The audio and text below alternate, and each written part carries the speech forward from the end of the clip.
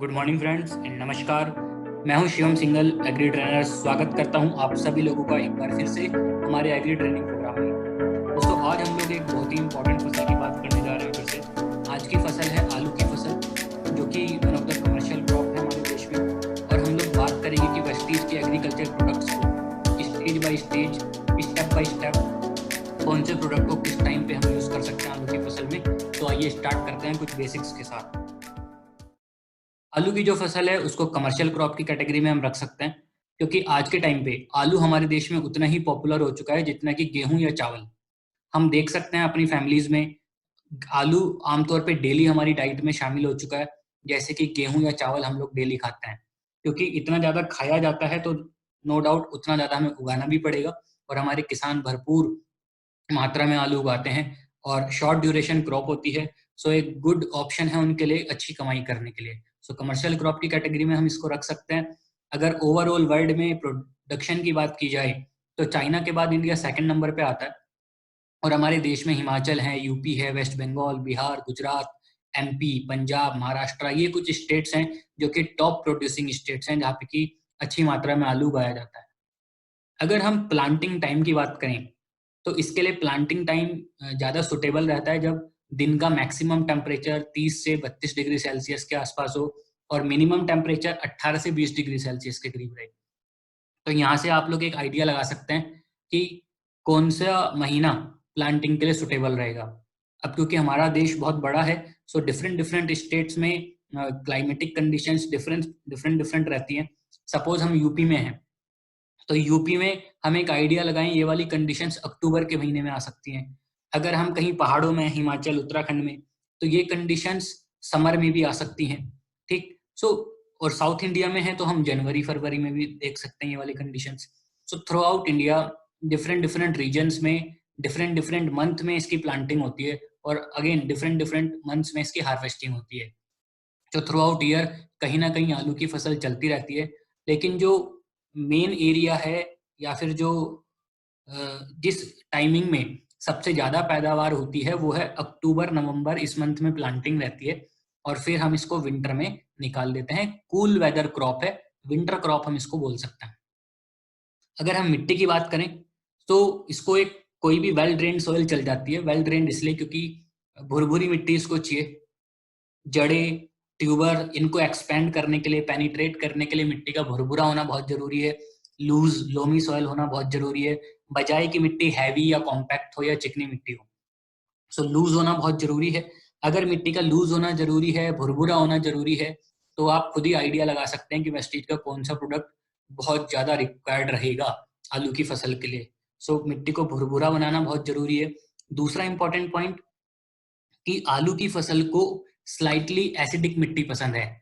सो अगर मिट्टी अल्कलाइन है, पीएच लेवल बहुत ज्यादा है, तो आलू की फसल उतना अच्छे से ग्रो नहीं कर पाएगी। बट उसकी बजाय अगर मिट्टी थोड़ी एसिडिक है, 5.2 से 6 के अराउंड उसका पीएच है, तो मिट्टी में पैदावार जो है आलू की फसल की वो बहुत अच्छी रहेगी। तो पीएच लेवल और भुरभुरी मिट्टी, ये दो बहुत रिक्वायर्ड चीजें हैं आलू की फसल के लिए। अब हम बात करते हैं अपने प्रोडक्ट्स की। सबसे पहला जो स्टेप है, स्टेप नंबर 1, वो है soil application before planting. So before planting जब हम आलू की फसल लगाने वाले हैं, आलू का बीज लगाने वाले हैं, उससे 2 से 3 दिन पहले किसान वहाँ पे खाद डालता है। Urea, DAP, potash, different different type of fertilisers वहाँ पे डालता है। अब ये भी जरूरी है कि हम जो ये फर्टिलाइजर्स हैं वो आलू का बीज लगाने के 2 से 3 दिन पहले डाल लें, ताकि बीज उसके कॉन्टेक्ट में ना आए और अच्छे से जर्मिनेट हो पाए। और जब हम वो फर्टिलाइजर्स डाल रहे हैं उसी के साथ मिला के हम एग्री ह्यूमिक ग्रैनुअल्स 5 किलो और एग्री 80 टू 150 ml 1 एकड़ के लिए डलवा सकते हैं। दूसरा ऑप्शन ये है, क्योंकि आलू की फसल के लिए मिट्टी भुरभुरी चाहिए, तो जब उसकी जुताई होती है, हल चलाया जाता है, तो गहरी जुताई की आवश्यकता पड़ती है। और 2 से 3 प्लाइंग होती हैं इसकी, 2 से 3 बार तक हल चलाया जाता है। और उस टाइम पे, जब लास्ट टाइम पे हल चलाया जा रहा है, कोई गोबर की खाद डाल रहा है, काउ डंक मैन्योर डाल रहा है, उसके साथ मिला के भी आप Agri humic granules and Agri 82 का प्रयोग कर सकते थे। सो दोनों ऑप्शन आपके पास अवेलेबल हैं। दोनों में से किसी में भी टाइम पे आप बिफोर प्लांटिंग इनका प्रयोग करवा सकते हैं। और ये वाला जो एप्लीकेशन होगा, ये आपकी मिट्टी को भुरभुरा और पोरस, फर्टाइल बनाने का काम करेगा। इसके बाद बात आती है स्टेप नंबर 2 की, जो कि है सीड ट्रीटमेंट। आलू की फसल में बहुत इंपॉर्टेंट है कि हम सीड ट्रीटमेंट करें, और बीज उपचार करने के लिए हम यहाँ पे Agri humic and Agri protect का प्रयोग करवा सकते हैं। एग्री ह्यूमिक 5 ml प्रति लीटर डोज है और एग्री प्रोटेक्ट 10 ग्राम पर लीटर लीटर में डोज है। दैट मीन्स कि अगर हमें आलू के बीज का उपचार करवाना है तो हमारे पास दो ऑप्शन है। या तो हम इन प्रोडक्ट्स का एक सॉल्यूशन बना लें और उसमें आलू के बीज को डिप करें, डिप करने के बाद ट्रीटमेंट कर पाएंगे। अब अगर कोई व्यक्ति डिप नहीं करना चाहता है तो फिर वो स्प्रे वाला मेथड अपनाएगा। सपोज हम डिप वाला मेथड अपनाना चाहते हैं तो हम इसका एक सॉल्यूशन बनाएंगे। प्रति लीटर की डोज मैंने यहाँ पे मेंशन कर दी है। हमने एक सॉल्यूशन बनाया, सॉल्यूशन में बीज को 5 से 10 मिनट के लिए डिप किया, इतना काफी रहता है।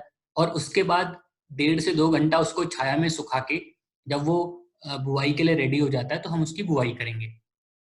एक चीज हमें यहाँ पे ध्यान रखनी है कि गीला बीज हमें नहीं बुआई करनी है, हमें उसको छाया में जरूर सुखाना है। दूसरा जो मेजर पॉइंट यहाँ पे आता है वो ये है कि मान लीजिए आप 10 लीटर पानी से सॉल्यूशन बना रहे हैं, आपने उसको बीज को डिप किया उस सॉल्यूशन में, फिर निकाला, फिर दोबारा डिप किया, फिर निकाला, तो आप कितनी बार उस पानी का यूज कर सकते हैं? 8 से 10 बार तक आप उस पानी का यूज कर सकते हैं। उसके बाद फिर आप सॉल्यूशन को चेंज कर लें। तो एग्री ह्यूमिक और एग्री प्रोटेक्ट से अगर हम बीज उपचार करेंगे तो एक तो जर्मिनेशन रेट बहुत अच्छा रहेगा, फसल की ग्रोथ शुरुआत से बहुत अच्छी रहेगी, और साथ ही साथ हमारी जो फसल है वो बीमारियों से बच पाएगी, फंगल इन्फेक्शन से बच पाएगी। आलू की फसल में अर्ली ब्लाइट, लेट ब्लाइट और कई प्रकार के फंगस की बीमारियां आती हैं। हम प्रोटेक्ट से अगर बीज उपचार कर रहे हैं तो वो बीज के चारों तरफ एक लेयर, प्रोटेक्टिव लेयर बना देगा, जिससे कि रोग जनित जो कीटाणु है मिट्टी में वो उसके ऊपर अटैक ना कर पाए, और बीज के आसपास की मिट्टी से भी उन कीटाणुओं को खत्म कर देगा। दूसरा ऑप्शन हमारे पास था कि अगर हम डिप नहीं करना चाहते हैं तो हम स्प्रे कर लें। स्प्रे के लिए भी सेम डोज है। बीज को हमने अच्छे से किसी सरफेस पे या कपड़े पे फैला लिया, ऊपर से उनके स्प्रे कर दिया। लेकिन अभी हमने अगर ऊपर से स्प्रे किया है तो वो सिर्फ ऊपर ऊपर की सरफेस पे गिरा है। हमें बीज को पूरी तरीके से भिगोना है, तो हम उसको एक बार पलट लें और फिर दोबारा उसके ऊपर स्प्रे करें ताकि बीज चारों तरफ से भीग जाए, और उसके बाद वापस बीज को अच्छे से सुखा के छाया में, और फिर हम उसको बुआई के लिए भेज सकते हैं। अब आता है स्टेप नंबर 3, जो कि है 30 डेज आफ्टर प्लांटिंग, बुआई करने के 30 दिन बाद।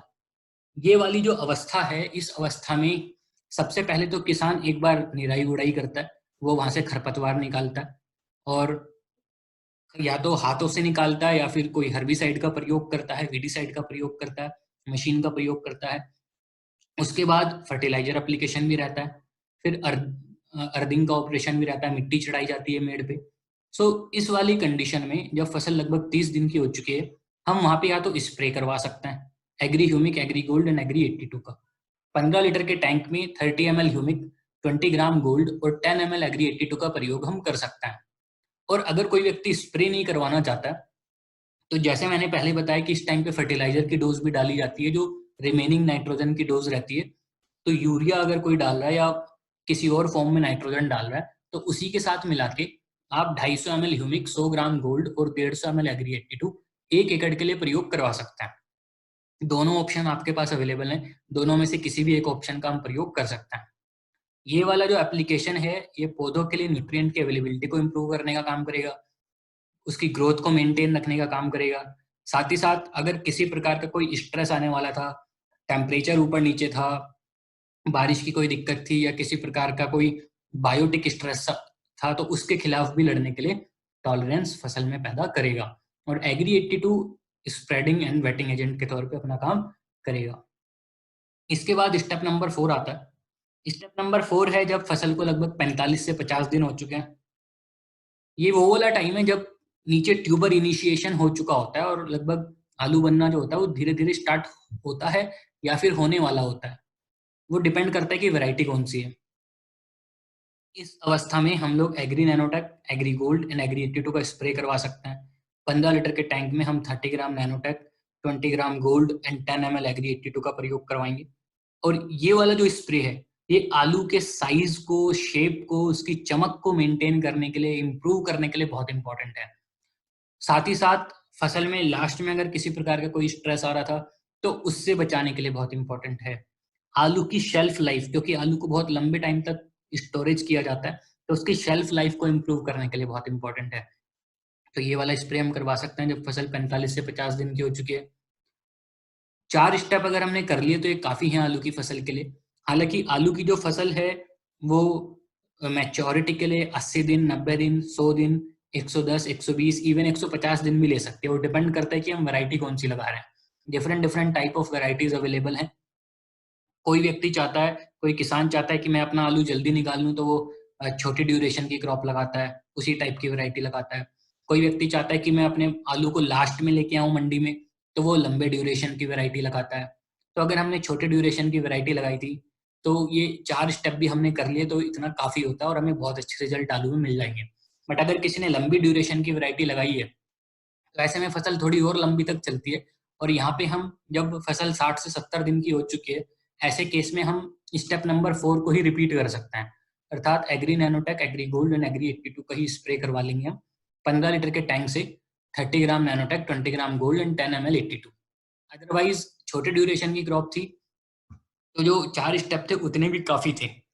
यहाँ पे हम एक चीज़ देख सकते हैं फोटोज़ में कि फूल भी आ रहे हैं और आपने कभी नोटिस किया हो तो आलू की फसल में लास्ट में छोटे-छोटे से फल भी आते हैं जो टमाटर या सेब जैसे दिखाई देते हैं। सो वो जो फल होता है वो एक्चुअली में खाने के लिए नहीं होता है, वो पॉइज़नस हो सकता है।